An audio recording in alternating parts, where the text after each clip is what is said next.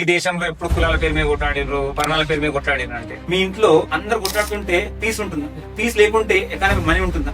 ఉండదు కదా. సో 70-100 వరకు దేశం 24% జీడిపి తోటి ఉందంటే బ్రిటిషర్స్ యూజ్ చేసినటువంటి పెద్ద ఆయుధం ఏంటంటే ఎన్స్లేవ్ చేయడానికి, అంటే వీళ్ళని బానిసత్వం ఉంచడానికి పెద్ద ఆయుధం ఏంటంటే మీరు హిస్టరీ చేంజ్ చేయాలి. మీరు తిరిగి వాళ్ళు మీకు ఏం తెలియదు, మేము వచ్చిన తర్వాతనే మీకు బట్టలు కట్టుకోవడం తెలిసింది.